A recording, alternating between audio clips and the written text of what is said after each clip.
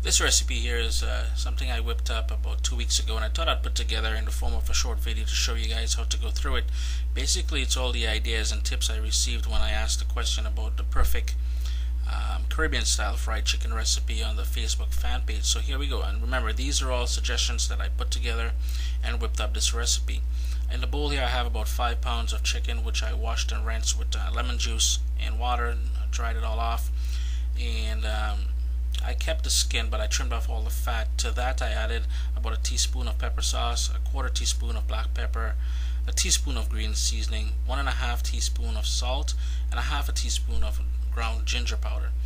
I mixed it up all together and I allowed that to marinate for a couple hours in the fridge, to allow the meat to really marinate and penetrate with the seasonings. To that we'll add 2 eggs here in the bowl. I whipped it all up and then I tossed it in the bowl with the chicken. This is just before frying, just to coat the entire thing. We're going to season up the flour, so I have about 1 cup of flour here, I think it is, as well as about a teaspoon of paprika and some black pepper. Mix it all together, and then this is what we're going to roll the chicken pieces in to fry it. So what I went ahead and did now is I kind of like I shook off most of the seasoning that was attached to the chicken, and then I rolled them into the flour mixture that we made here.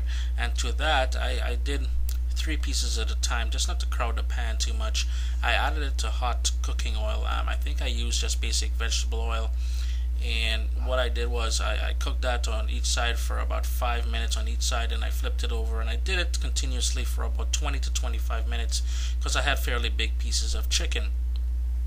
Remember, you're playing around here with hot oil, so be very careful.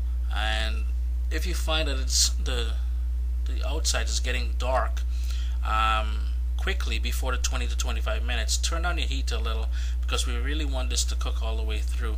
The last thing you need is a raw piece of meat on the inside with golden on the outside. And here it is, it's almost done.